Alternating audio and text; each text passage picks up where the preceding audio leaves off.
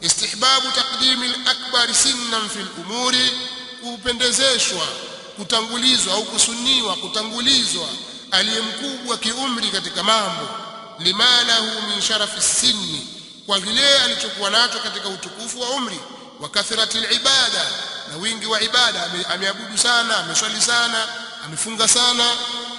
Wewe una miaka 15, 18, mwenzako ana miaka 50.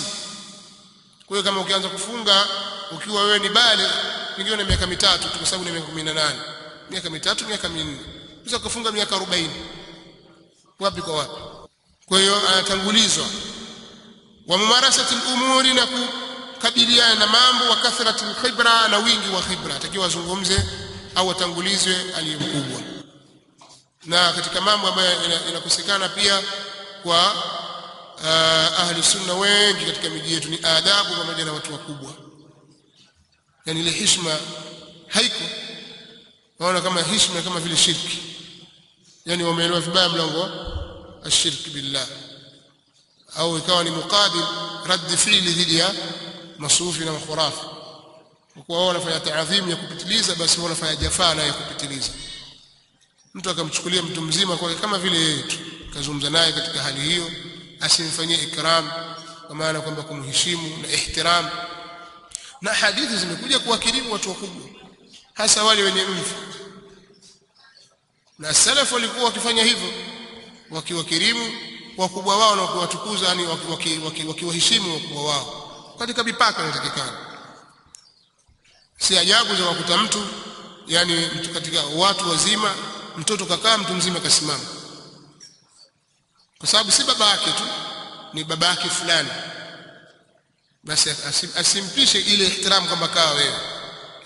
Kisheria anayo haki, kwa sababu hawezi kumwambia simama nikae mimi, sheria inamkataza. Kisa wewe unayo haki ya kumpisha yeye au kumbebea mzigo wake. Mzee anaweza kupita mahali, basi watu mtazama huyo enda zake kama vile kama mna kitu yeye. Huu ni mushkila umewakumba vijana wengi katika wanajinasimisha na sunna, bali hata matulabu ilmu. Huu ni mushkila huko. Sikwambii kwa wale ambao wanawasomesha, lakini wakubwa kwao na ni walimu wao. Mwalimu anamsomesha hivyo sababu si mwanafunzi tu fulani tu, ile ihtiramu haiko. Kwa hiyo watu wakiishi namna hiyo hawawezi kufanikiwa katika akhlaq. Kwa hiyo lazima wapambanuke wale wadogo na wakubwa, na watoto wanatakiwa walelewe namna hiyo. Sasa markazi yetu itakana iwe katika hali hiyo ya mfano, kwa sababu sisi tunatoa tarbia katika kuwalea watu, na haya ndio tunayasoma. Pamoja na kwamba tunasoma mambo ya kasama, lakini hili limekuja. Mtume swalla sallam amwambia ile Kabbi ni ndugu Abdullah na Abdurrahman, wote ni ibna Sahl. Kwa hiyo ona jambo limemgusa, akaona hapana, ngoja niseme mimi. Lakini Mtume swalla sallam akamwambia hapana, kabbir.